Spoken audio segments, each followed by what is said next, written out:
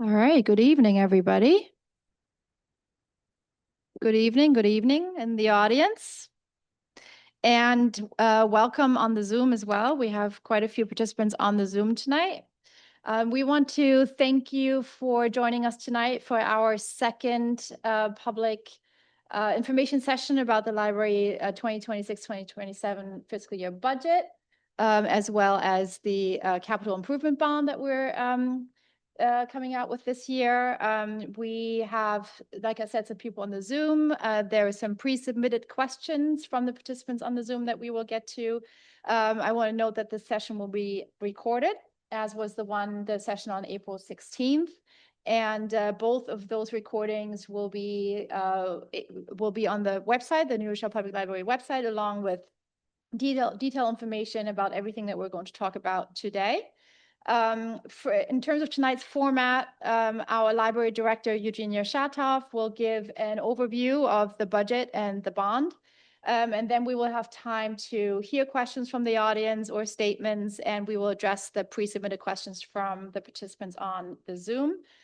We do ask you to keep your comments or your questions brief to about two minutes. The library closes at 8 o'clock. We want to be mindful of our custodians and security staff's time. So the last question will take just a little before 8 o'clock.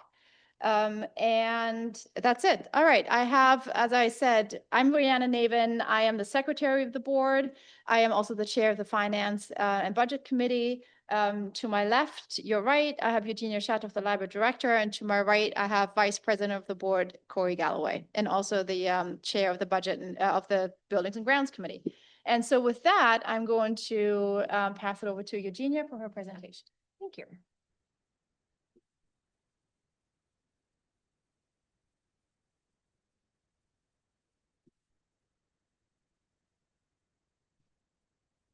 Good evening, everybody. I wanted to thank everybody for coming, for being informed, educating yourselves about our very exciting renovation project, as well as our budget process.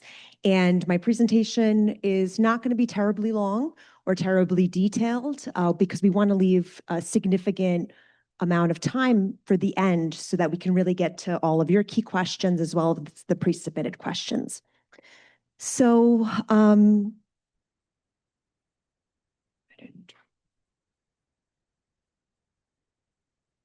this is a brand new clicker. This is my first time using it. So let's see how it goes. And away we go. So the New Rochelle Public Library is no longer just a place to borrow books. Not that there's anything wrong with books. I'm a librarian. We love books. We love reading. But the New Rochelle Public Library is also a workforce development hub. We are a technology and a cooling center. We are a safe, welcoming space for children's, for teens, for seniors. And we are one of the only truly free public spaces, indoor spaces, open to our residents every single day. And the demand for our library continues to grow, especially in areas like digital access, downloadable audiobooks, ebooks, as well as job-seeking support. Our youth programming continues to grow, and we're continually used as a community space. People come to the library to be. Our budget reflects that reality, maintaining core services while managing rising operational costs, while our bond project is addressing the infrastructure for the next 50 years. So how we got here. Today is a result of almost a decade of planning that was interrupted by the pandemic, which we were, to be frank, all impacted by. We don't want the public to think that this is a rushed decision, but it was delayed. But now we are ready, which is why we stand before you today and we have this proposition on the ballot. So why does this matter? Why is this important now? Deferring capital investments, it doesn't eliminate the need for an investment. It increases the cost over time. And so at the same time, we're seeing increased community demand, higher community demand than ever before. In terms of foot traffic, we're the busiest library in Westchester County with over 750,000 visitors a year. And we see it every day when we help answer questions, help connect people to resources, read a story to a child, help somebody print a job application, or even having our volunteers come and do taxes. We see how vital the library is for everyone. So the question is not about whether a library is going to change or whether change is good or bad. The question is whether we're going to weather and prepare for that change responsibly or to react to it later under pressure. So we know that Band-Aids don't work, and this bond allows us to take a strategic approach that is planned and measured and transparent. So what will the bond fund? So as you can see, the bond will fund very specific projects. There are also very specific things that the bond will not fund.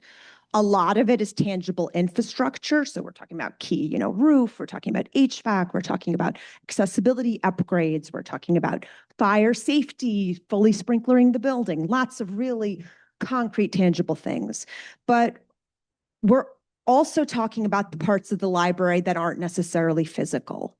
So as the only free, open public space in our community that serves everyone of all ages, regardless of anything, as long as they're a resident, looking at this list of details, improvements, this bond actually represents something broader. It represents the opportunity to invest in what makes this space possible and accessible and available to our community.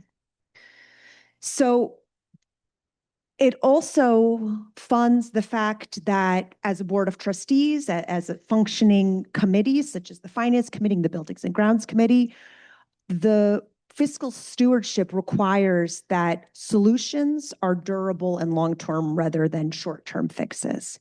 And so a lot of these fixes are, as I stated before, fixes that are not just Band-Aids, but will serve the library for the next 30 to 50 years. So why not fund smaller bonds? So it's really about transparent financial planning and the idea that we are investing in long-term solutions. It's also the board looking from a very conservative and financially responsible position to say that Band-Aid plus Band-Aid plus Band-Aid overall will not only cost more and will cost the taxpayers more, but will take a much longer time.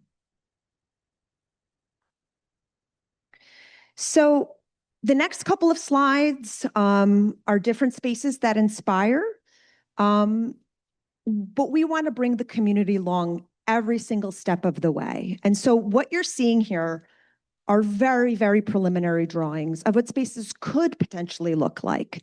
But what we're going to do is when the bond passes, we are going to engage in a deep-rooted community input process by which we can explore what these spaces will look like together.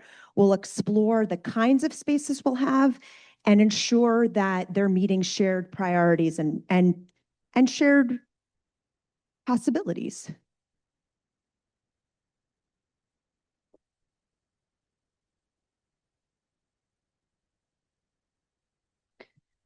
So, as I stated before, we're looking at a building that welcomes anyone, full ADA accessibility throughout every single space. We want to retain, so this building, for those of you who are longtime residents or know the history of New Rochelle, this building, which was a former parking garage, actually won awards when it was completed in 1979. And 1979 was also the last year that the building saw major comprehensive renovations. But at the time, it won not only a library award from the American Library Association, but it won an award from the American Institute of Architects. So we want to reuse and preserve as much as possible of the existing building to honor that legacy, but at the same time, bringing it into the 21st century. And finally, sustainable design. So because many of our systems are way past their useful life, improvements to them, energy efficiency, updated HVAC, our roof that won't leak. We just had a leak with the rain a couple of days ago. Not only are they sustainable, but they represent cost savings over time when you consider utility costs and you consider the amount of leakage that we have of heating and cooling from the building. We're not completely a secure building envelope. This would all be addressed. So the project cost breakdown. So it's not about day-to-day operations. So it's not about the library budget. It's about a long-term physical future plan for the library. So the facility's aging, it requires upgrades to stay safe, accessible, and fully functional. So we're going to be addressing all of the building systems that are outdated or near end of life. We're going to be addressing accessibility improvements, safety upgrades, and reconfiguration of spaces to better serve modern library use. So we are not looking at huge expansions. We are not looking at adding an additional floor with, helipad on top. But what we are looking at is through prudent updating of our infrastructure and of our HVAC system, of actually regaining square footage throughout the building. We have very large mechanical spaces on every floor of the building that you as members of the public have never seen. And with the update to the infrastructure, there's the opportunity to gain more square footage for the public. So this investment is really about investing in such a way that then prevents spending money on costly emergency repairs later. As we all know with our homes, calling a plumber on a Sunday in an emergency situation is always more expensive than a planned out and measured approach. So to be clear, it's not about buying a bookshelf and putting up a bookshelf. It's not about buying a couch. It's about fully renovating over 70,000 square feet of space, right? That is, it's many houses many times over. It is a large public space and it is a public project. So we're talking about a full RFP process, public bidding, WICS law, prevailing wage, all of those requirements as a public project for a public entity in New York State. So what is the tax impact? So the tax impact per year for the average assessed home is $204. That's $17 per month. The total bond amount is $55 million. And there's no tax impact until 2028 at the earliest.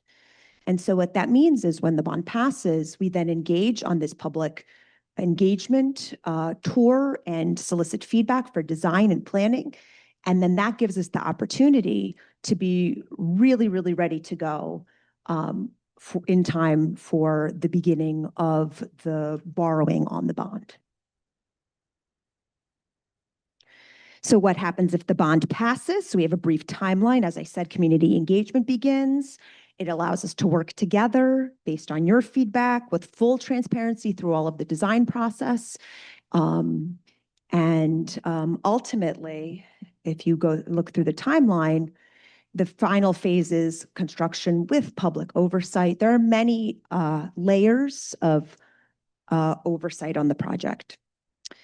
So now for something completely different. Life goes on, and we're going to continue to operate as a library. We're going to continue to serve the public. We're going to keep our doors open. Part of this important phased approach that we're talking about means that the project might take a little bit longer, but that is deliberate, and this was a conscious decision by our Board of Trustees to ensure that the library does not close at any point fully and continues to serve our community. So being able to operate and function as a library every single day for each and every one of you requires an operating budget. So the proposed budget is built around 3 priorities. The first was to maintain current service levels. So no reductions in hours, no reductions in staffing, no reductions in programming. The second piece of it was protecting staffing capacity. So our staff really is the backbone of our library, and they are key and essential to providing the services that you are used to. And so this budget preserves all essential positions and ensures continuity of service. Finally, one of the three priorities was managing cost increases responsibly. So we see increases in salaries and benefits, we see increases in insurance and contractual services, and as well as increases in utilities and building operations. And so these increases are partially being absorbed through careful internal management and prioritization, reallocation of monies, not through service cuts. But ultimately, this is a budget that is stable, it's responsible, and it's aligned with the demand that we're seeing from our community. So we want to make sure that when we are ready to break ground in 2028 on this bond project, we have a fully functioning library that will be able to continue to serve our community at the level that you're used to with all of the services without interruption. So the budget itself, it's a 3.75 increase, which is an annual increase for the average homeowner of $17.04 annually. So I did speak a little bit about oversight and accountability. And I just wanted to reiterate that with our bond project, as with our budget, we have an oversight of a board of trustees who oversee me directly. So there are clear reporting requirements in every aspect. There are independent financial review processes, and there is governance through our board of trustees on every aspect of this bond project as well as on our budget. So we are also committed to transparency at every step and throughout implementation. So finally, in closing, so we are committed to being communicative and as transparent as possible. So this is the second of our in-person and online information bond and budget information sessions that we've had here at the library. Our next one is going to be on May 7th. Invite family, friends for a rip-roaring good time to learn all about the project. If they can't make it, all of this is also available on the website, as Secretary Navin stated. So our previous presentations are on the website, as are all of our handouts. This presentation that I'm currently giving, it will also be on the website for you to view as well. So finally, I just wanted to thank everybody for coming tonight. It's been a lot of a lot of really wonderful hard work that has gone into this project as well as into this budget. I'm very grateful to the Board of Trustees as well as our wonderful staff and their support in moving the library along towards the future. And I wanted to thank each and every one of you for taking the time tonight to learn more about it, to have your questions answered. Because as librarians, as library workers of America, we're all about information and we're all about learning and sharing information. So thank you so much for being here tonight. And I think we're going to move to the question portion. So. Great. Thank you, Eugenia, for your presentation. We will start in the room before we get to the Zoom questions. So any questions or statements in the room, we'll start with that. Go ahead.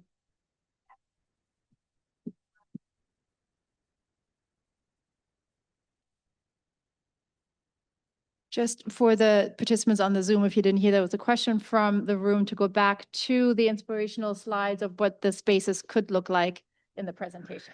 Yeah, and I want to share this because as a public entity, we are very aware of budgeting and the financial constraints. And at the same time, we also understand and know the needs of our community. And we also want to be able to anticipate the needs of our community.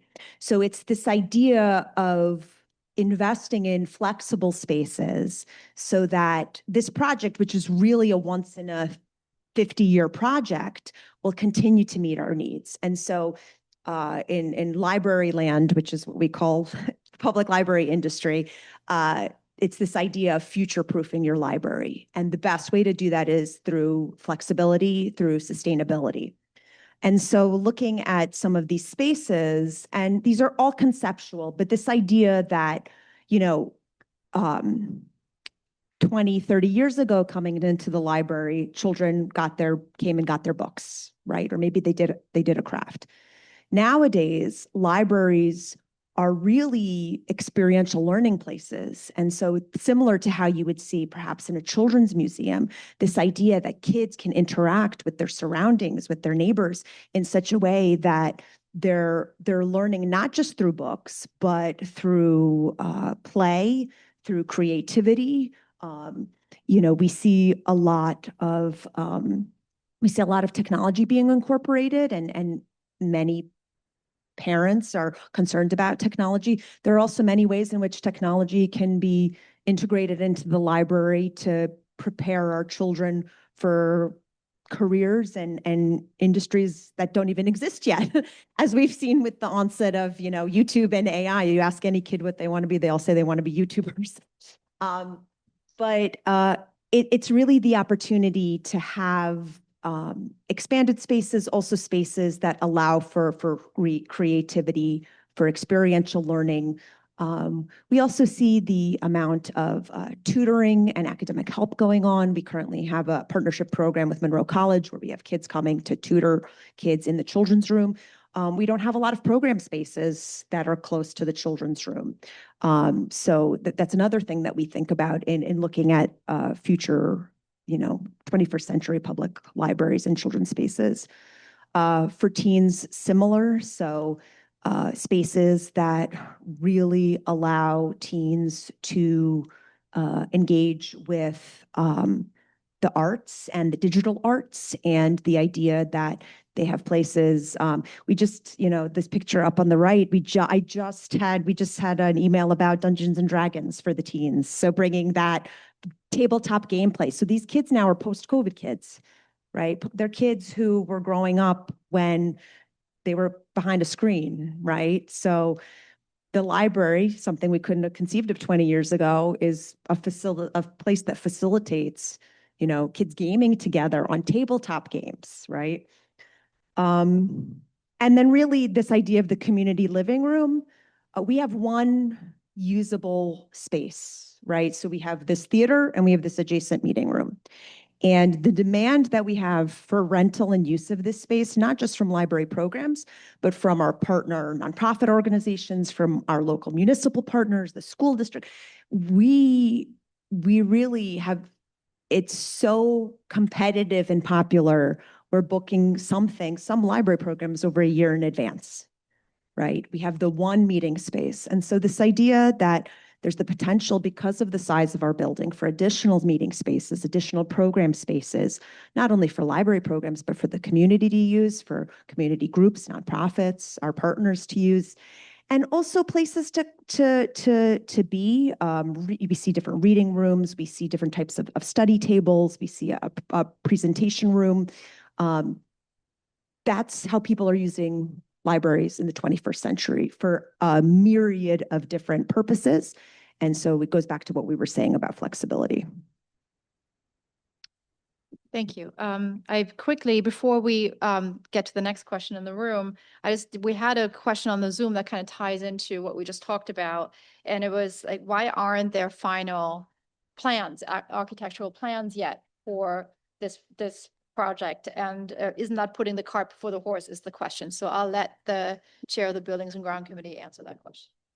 Yeah, so to be responsible, we want to do this as a community-based project. And in order to do that as a community-based project, we need to have the community engaged.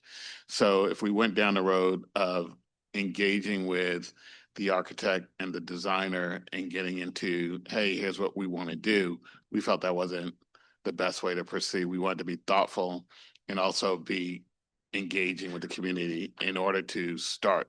In order to start, you're talking 7 figures plus just to get the design plans together, get the construction docs together.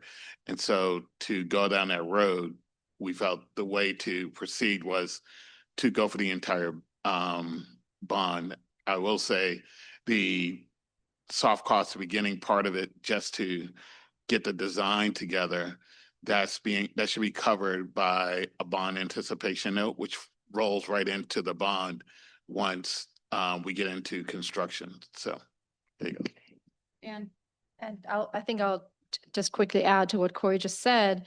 The way that this process is planned out is really primarily also just control the costs, because completing the design after the approval allows for competitive bidding across the board, the value engineering, the flexibility to respond to actual conditions. So that's why the process is designed this way. Did you want to add anything? Yeah, and I'll just finally add, I mean, it would be easy for the trustees to sit in a room somewhere and plan what they think the library should look like, but that's not what libraries are about. Libraries are about connecting with our community. They're about making data-driven decisions, which is why you may have seen we've engaged in this user experience study, and we're doing all sorts of space audits, and we're going to be engaging in a survey soon. We really want to hear from you, and we want that to help inform our design decision making. And we also want to share that process with you transparently as we're going through it. Did you have a question? Go ahead.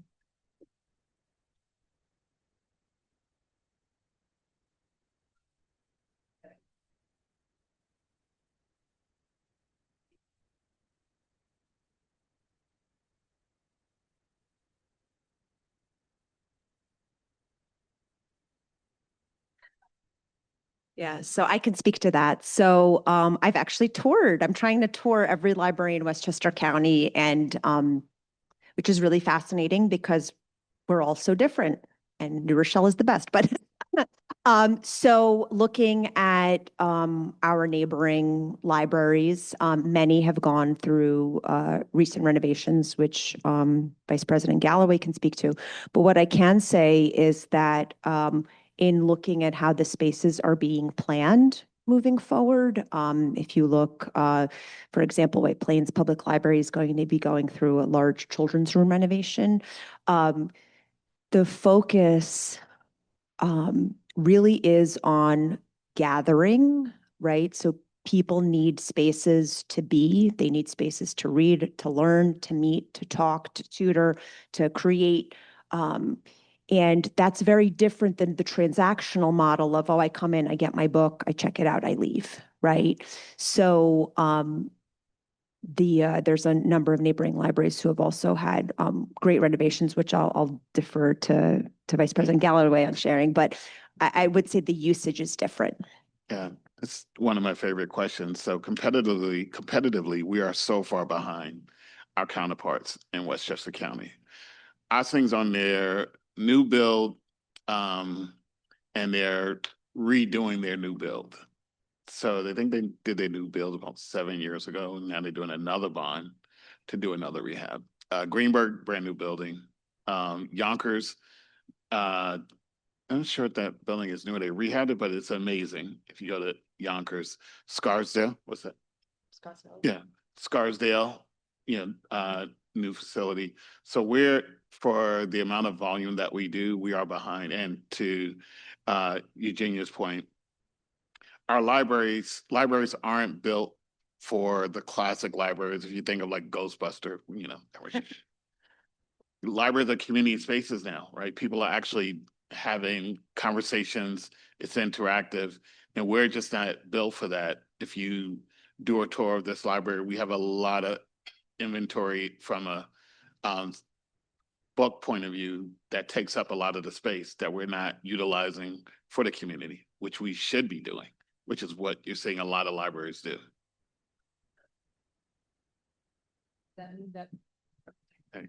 Does that mean that we're going to reduce our inventory at all to get more space, or? Yeah, we will reduce our book inventory, yes, because our book inventory isn't being utilized, right? So a lot of those books just sit, right? A lot of books aren't circulating through the library, and we know from our circulation studies, the books that are going through, if you have time and you want to go to the third floor, you can look at a lot of those books don't even move. Okay, thank you. I also, go ahead. I also just wanted to add, this bond is a lot about what we're talking about right now, about bringing the library into the 21st century and reimagining spaces. But I also want to remind and go back to the fact that the majority of this bond is really about rehabbing a building where all its major infrastructure is beyond its useful life. The HVAC system, the roof, the electrical panel, the sprinkler system, and that really is the lion's share of this bond. The building situation is critical. And while it's a lot more fun to talk about how amazing this library is going to look by the end of this, and how we're going to be a leading example of what library buildings should look like, I also really want to make sure that we focus on the fact that it really starts with the bones of this building, and the dire need for us to address this. There was a condition study done in 2018 and 19 that really showed how dire the building condition is. And to Eugenia's point earlier, we've deferred because of COVID and a leadership changeover of the library, but we're now at a point where the library is, as an example, a designated cooling center. Our HVAC system is way beyond its useful life, and we're really very nervous about can we still provide this really essential service to the community or not. Last 2 weeks ago, we had a 90-degree day. We had to close the third floor because it was too hot for people to work and be on the third floor. So we're excited to think about what can this building look like. The majority of this goes to, let's make sure that we can still keep the doors open the next few years. Are there any other questions in the room? Otherwise, we can move on to the Zoom questions. I don't see any right now. If you think of any, let me know. We will go on. So the first question that we got from a participant on the Zoom is, why isn't this being paid for out of the existing taxes? And I think that Eugenia touched on that a little bit in her presentation. The difference between the operating budget that Eugenia presented and that we're coming to you for approval, and the capital improvement bond. I just want to highlight again, the operating budget is something that keeps the library, the services going on a day-to-day basis. The staff, everything that's involved in keeping the doors open. The capital improvement bond is really a once in a generation investment that we're asking the community to make. For the reasons that we just explained, the condition of the building and the need to bring that building at the same time also into the 21st century. So this is not, the capital improvement bond is really a once in a generation ask that the library is making. The library is fiscally very conservative. It's what you haven't seen from us and what you're not going to see from us is continued asks like this, multiple bond propositions in the coming years. This is it. This is a one-time thing. And so I just want to make sure that voters understand and New Rochelle residents understand that these are two very separate issues. The operating budget will come to you every single year. It keeps the doors open. Capital improvement bond, once in a lifetime, well, once in a generation, I should say, investment ask. Yep. So the taxes that are currently being paid covers the operations of the library.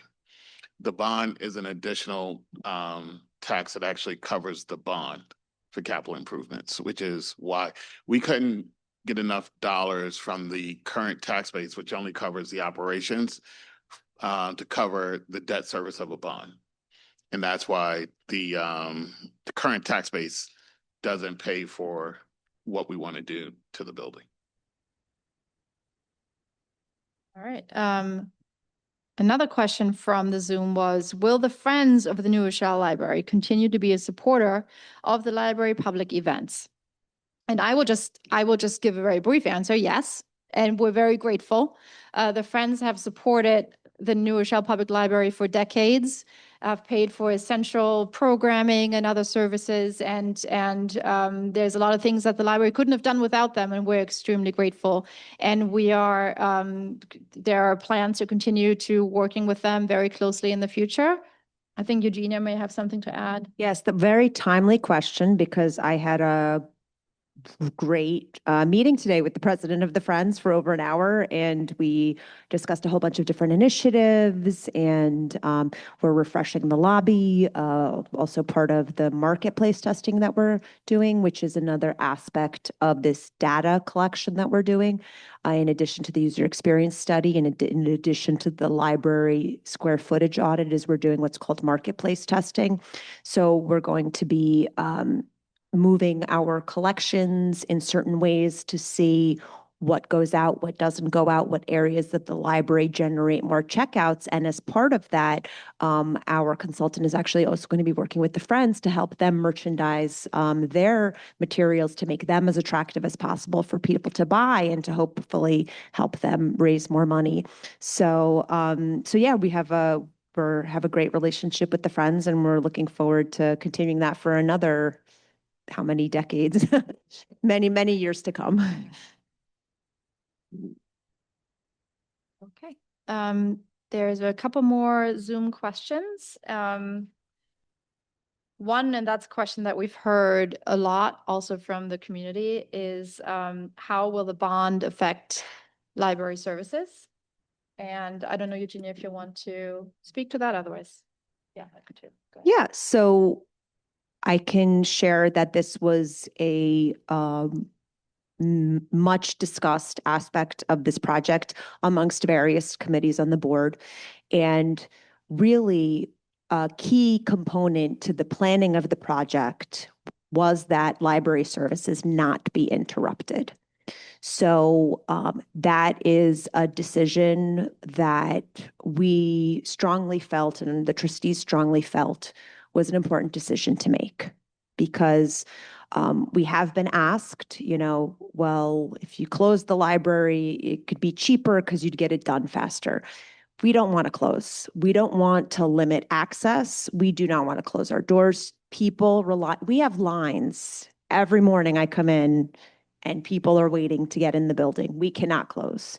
And so the Board of Trustees, I'm very grateful, strongly agreed with the idea that we are too important, we are too vital, we are too necessary, we provide too many services, too much help, too much access to close even a single day, which is why this project is phased as it is. So we would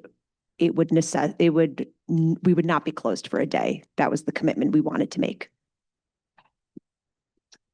One more question that we received was, how will you stay within budget? And Corey, you want to take that one? So we're confident in the way we structure this for the scope of work, closely staying in the consideration with every detailed condition user study. We've built in plenty of contingency, so we feel very comfortable on making sure we work with the architects on our goal of limiting, any exorbitant expenses, as well as making sure that the design work is within budget. And so we have a lot of runway to make sure we're hopefully not going into our contingency, but we have the ability to work with the architect, finalize the designs to a budget number that we feel comfortable with. The $30 million is the real number, and that's where our goal is. I'd say from the buildings and grounds point of view, working with the architect, we definitely want to make sure that we're within that number. And if we can, the goal would be to hit that number and really not touch the contingency, which would be a home run for us. So that $55 million bond that we're requesting, it would be 20% less. Yep. Once the plans are complete, will the library enter into either a fixed price or a guaranteed maximum price contract with the construction contractor? Guaranteed maximum price with a general contractor. Yeah, and then we'll have all the bells and whistles to cover that: owner reps, engineers, the whole, army of folks that make sure we're staying on time and on budget. Similar to the smaller projects we've done, obviously with the foundation, that same core group, not those particular players, but the architect, the general contractor, the owner rep, those things. Yep. Yeah, I also just want to say that being fiscally conservative and transparent about decision making is something that this board and our finance committee has really been committed to throughout this whole process. And so developing the budget, building in the healthy contingency to be able to deal with any of the surprises that come up. The trustees are also committed to not exceeding the budget. As Trustee Navin said, this is a once in a generation project. We're not going to go for multiple bonds. We're not going to, say we ran out of money and then ask for more. That's not how the library works, and that's not our track record. So fully committed to staying within budget, reasonably planning, and then that's what alternates are for as well. If you are over budget, you cut an alternate. So full commitment to the budget as it stands. Just for clarity, are we still in RFP or do we have our vendors already? So I'm just going to answer that. So, so as a public entity, public bidding for everything. So, once, hopefully, fingers crossed, once this bond were to pass, then we would put out an RFP for design work. That would be the next step. That would be a public bidding process. We would go through that. Nobody has been selected yet. There's no favoritism in choosing who we choose. It's fully public processes, and we have to comply with all municipal and state laws. And that also supports the regulatory compliance and work of the trustees, right? So making sure that their oversight in that compliance really provides control of the project. Can I ask a question? I'm going to ask a question that I get a lot, and it won't be a surprise because a lot of times what we hear from people is $55 million. Like, that's a lot of money. So that's what I hear, right? So I would turn that over to you as trustees to answer. Sure. So to come up with this budget, obviously we did come up with it out of the sky. We worked with CalG, who's we worked with CalG, who's a professional construction management company, and in association with CalG, not only did we do a budget, we also did a budget timeline. And so based on the estimates of today's pricing, that is where the numbers came out. And based on, we had three different ideas, A, B, and C, and we went the middle route. C was shutting the library down completely and redoing the entire project, which would have been a little more expensive, but it would have been inconvenient of having the library shut down. So we didn't want to go that route. A was just to do the infrastructure. Our opinion was to ask the community for infrastructure, let's say for $15 million, but for them not to see anything would have been a stretch. So we felt like we needed to show something where they could see the value of what they're investing in and visually see it as well.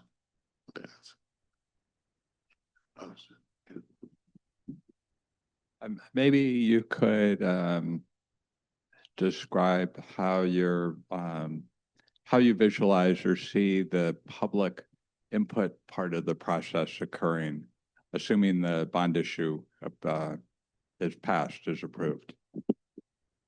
Yes, I think Eugenia touched on this earlier. There will be a very robust public input phase that will predate the actual design and architectural phase. We will be, and this actually begins right after the election, right after, should this bond be approved, that public outreach starts the next day. We're working with a nationally renowned company in that field, Margaret Sullivan Studios, who are just experts at engaging with the community stakeholders, and getting the kind of feedback, but on a broad scale. So it's not just a survey that's being sent out. There will be focus groups. So the staff of the library be involved. It's like I mentioned, the stakeholders of the community be involved to really come up with a comprehensive plan of what does this community want and need from this building?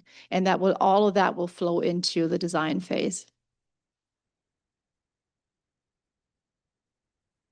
A follow-up question. Once out the input and the feedback, once you've received all of that and evaluated it, compiled it, will you then share it back out with the community to let folks know Yeah. where you're landing? Yeah, I'm actually glad that you asked that question, because one point that we really want to make is our commitment to transparency throughout this entire process. That's why we are so transparent going into this, where all of our information's been on the website for weeks, and we're holding as many public events about this as possible. And that commitment to transparency is going to continue. We will have, as I said, this public engagement period, and moving forward from that through every stage of the project, there will be, all the information will be available on the website, and there will be a commitment from the board to hold at least 2, if not more, public meetings every year to give an update on the status of the project, the budget, and where we're tracking on our timeline. So the public there will be no guessing. You'll know exactly how we're spending your money and how we're progressing on the project. And just one addition to that is also, as opposed to other governmental bodies, we have a working board. And so what that means is our trustees are having committee meetings where they themselves are meeting with construction management teams, with architects. So even just our board meetings alone, with the reporting structure we have, there will be full transparency every month at every board meeting, in addition to these semi-annual, twice a year sessions. And to Eugenia's point, we have very active committees that meet at least on a monthly basis, that are open to the public. All the information is also on the website. Those are Zoom meetings, and the public's always welcome to join them. So throughout this process, if you're interested in getting more regular updates than the ones that are scheduled for the general public, the Buildings and Grounds Committee, the Finance Committee meets monthly and welcomes participants. First, I want to just say thank you. I appreciate the transparency, and I know you've been a great partner in government, thinking about the use of this building, with any climate emergencies, and it's really valuable. How many years will will New Rochelle residents be paying off the bond? And just want to confirm, this is only for this building and not the Huguenot Children's Library, is that correct? Yes. So, yes, this is only for the main building. And the bond, so I think Eugenia mentioned in her presentation that the tax impact will not begin before 2028 at the earliest, depending on how we do with the design phase and the architectural, the concepts. And after that, once we go out with the bond, we're looking at this is all part of the negotiation, because we're bonding through the school district. So we're working with their financial advisors. It will be a 20 to 30 year time frame during which we will be paying off this bond.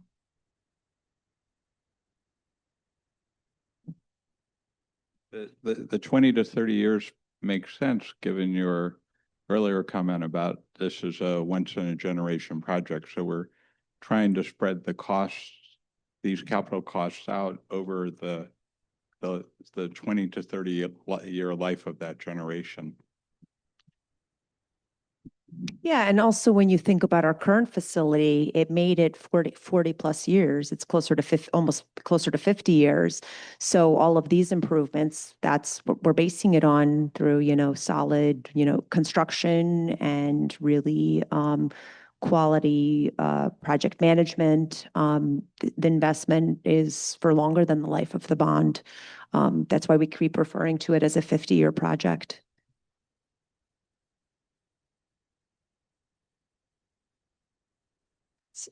So we addressed all the questions on the Zoom. We welcome more questions from the room if there are any, or any comments, statements of support. I'd just like to thank the trustees and Eugenia for, I know this has been there's an enormous amount of work that's gone into it. There's these kinds of projects require a lot of planning and analysis, investigation. And so thank you all for your hard work and for bringing the project forward to us. I very much support the updating the HVAC and electrical and plumbing and roof. And we need a building that works for all of us, for the whole community. Thank you. Is there another question in the room? Hi, not a question, just a comment. I want to reiterate what the gentleman said. I think it's really important that the work that you're doing, that all of you have really worked so diligently and thoughtfully to create a plan that is really responsive to the needs of our community today. The New Rochelle Public Library is really a gem in Westchester County. And it deserves to have the kinds of renovations and upgrades that really meet the moment. And I also want to commend everyone who's been involved in this, the board and the director, for really being incredibly thoughtful about how to approach this, this tremendous transformation while still maintaining access for our community. And so I certainly urge all members of our community to vote in favor in support of this bond. Thank you. All right, if there are no other questions, I think we can wrap it up and make sure our custodial staff and security gets out of here on time. I just want to close with saying that thank you again for joining us tonight, and thank you for the words of support also for the very good questions tonight. And I just want to say again that, you know, the May 19th is just a day, but as we've talked about a lot today, is what happens on that one day, whether or not we pass this vote on the bond or not, really shapes New Rochelle for the next 50 years. And the vote is not an opinion; it's a decision about what kind of community we want to be. And you know, we've talked about this. There's a promise here from us to you, that every dollar that we're asking you for will be spent well, that every I can talk, I'm okay, decision will be accountable, and that the result, the transformed and enduring library, will belong to all of New Rochelle.